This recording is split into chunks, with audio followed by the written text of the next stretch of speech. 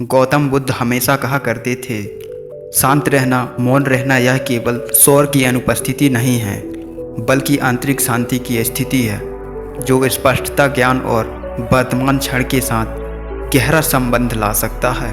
मौन की शक्ति को वास्तव में समझने के लिए आइए हम एक कालातीत कहानी पर गौर करें, जो इसके महत्व पर प्रकाश डालती है। एक समय की बात है, प्रकृति की शांत सुंदरता के बीच बसे एक शांत मठ में अपनी बुद्धि और अंतर्दृष्टि के लिए प्रसिद्ध एक गुरु रहते थे, और उन्होंने जैन की शिक्षाओं और प्रथाओं में डूबे हुए कई दशक बिताए थे। गुरुदेव न केवल अपने बकपटू शब्दों के लिए, बल्कि सरल कार्यों के माध्यम से गहन सत्य को व्यक्त करने की अपनी क्षमता के लिए भी जाने जाते थे। एक दिन भरत नाम का एक जिज्ञासु युवा शिष्य गुरुदेव के पास प्रश्न लेकर आया, गुरुदेव, मौन की सच्ची कहानी क्या है? क्या यह केवल वाणी की अनुपस्थिति है, या इसका कोई गहरा अर्थ है? गुरुदेव ने हल्की मुस्कान के साथ भरत को अपने पीछे आने के लिए इशारा किया। वे मठ के हरे भरे बगीचे से होते हुए तब तक चले जब तक कि वे दोपहर की धूप में चमकते एक शांत तालाब तक नहीं पहुंच गए। पानी एक दर्पण की तरह था, जो ऊपर के नीले आकाश और आसपास के पेड़ पौधों को प्रतिबिंबित कर रहा था। गुरुदेव ने कहा, आइए मैं आपको मौन की शक्ति प्रदर्शित करता हूँ। उन शब्दों के साथ गुरुदेव ने पानी की सतह पर अपना हाथ बढ़ाया और धीरे से उसे परेशान किया। लहरें बाहर की ओर निकली, जिससे एक बार स्पष्ट प्रतिबिंब खंडित हो गया। अशांत जल के भीतर पेड़ पौधे और आकाश टेढ़े मेढ़े और खंडित दिखाई देने लगे। भरत ने हैरानी से पूछा, गुरुदेव, यह अशांति क्या दर्शाती है? क्या यह हमारे मन के लगातार बोलने पर होने वाली अशांति का रूपक है?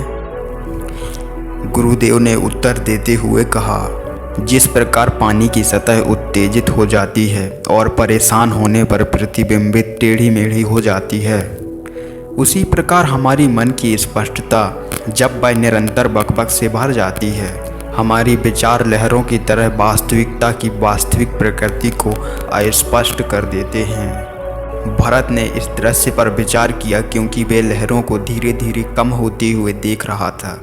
थोड़ी देर बाद गुरुदेव ने भरत को तालाब के किनारे बैठने का इशारा किया। वे दोनों एक आरामदायक शांति में बस गए।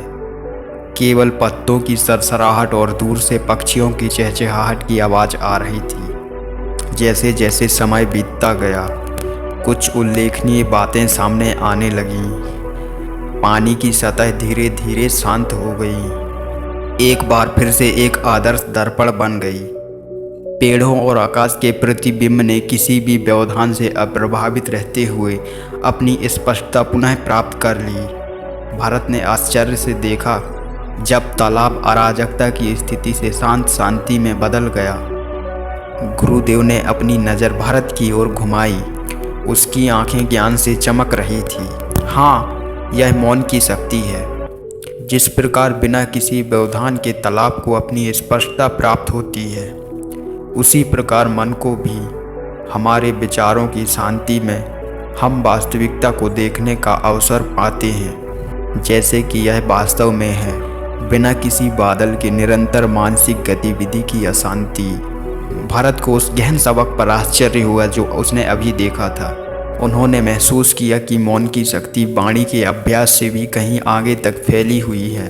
यह अपने भीतर की शांति का प्रवेश द्वार था, एक ऐसी स्थिति जहां व्यक्ति वर्तमान क्षण के साथ गहराई से जुड़ सकता था और अस्तित्व की प्रकृति के बारे में जानकारी प्राप्त कर सकता था। भरत ने पूछा, हम अपने दैनिक जीवन में मौन की शक्ति को कैसे विकसित कर सकते हैं? शोर और विकरणों से भरी दुनिया में हम शांति के क्षण कैसे पा सकते हैं? भरत के प्रश्न पर विचार करते हुए गुरुदेव की मुस्कान गहरी हो गई। यह एक यात्रा है भरत, जिसके लिए अभ्यास और इरादे की आवश्यकता होती है। जिस तरह एक तालाब को व्यवस्थित होने के लिए समय की आवश्यकता होती है, उसी तरह मन को भी शांत चिंतन के लिए प्रत्येक दिन कुछ क्षण अलग रखकर शुरू करें। एकांत स्थान खोजें, चाहे वह कहीं भी हो, प्रकृति या आपके दिल के दीवारों के भीतर। इन क्षणों के दौरान गुरुदेव ने आगे कहा, अपनी सांस पर ध्यान केंद्रित करें। जैसे ही आप सांस लेते हैं और छोड़ते हैं, अपने चिंताओं और विचारों को छोड़ दें। उन्हें हल्की हवा में पत्तियों की तरह दूर जाने दें। यहाँ और अभी पूरी तरह से मौजूद रहें और शांति को अपने ऊपर हावी होने दें। भरत ने गुरुदेव के मार्गदर्शन को आत्मसार करते हुए सिर हिलाया। और उस विकर्ण और शोर के बारे में क्या जो हमें घेरे हुए हैं? हम उनसे कैसे पार पा सकते हैं और मौन से अपना संबंध कैसे बना सकते हैं? गुरुदेव उत्तर देते हुए कहते हैं, दुनिया की विकर्णें तालाब की सतह पर लहरों की तरह हैं। वे आपके अंदर की शांति को परेशान करने की कोशिश कर सकते हैं। गुरुदेव ने सलाह दी, शौर और ध्यान को भटकाने वाली चीज़ों को अपने बीच से गुजरने दें। उनसे चिपके बिना या उनका विरोध किए बिना आकाश में घूमते बादलों की तरह उनकी उपस्थिति को स्वीकार करें और फिर उन्हें जाने दें। आपका भीतरी परिदृश्य तालाब की तरह अबाधित रहेगा। जैसे ही भरत ने इन शिक्षाओं को आत्मसार किया, उन्हें अपने भीतर स्पष्टता का एहसास हुआ। मौन की शक्ति केवल एक दार्शनिक अवधारणा नहीं थी, यह एक व्यवहारिक उपकरण था जिसका उपयोग अनुग्रह और ज्ञान के साथ जीवन की जटिलताओं से निपटने के लिए किया जा सकता था। दोस्तों, यह पुरानी कहानी इस गहन सत्य की याद दिलाती है कि मौन कोई खालीपन नहीं है जिसे भरा जा सके, बल्कि ज्ञान का एक स्रोत है जो हमारे मार्ग को रोशन कर सकता है।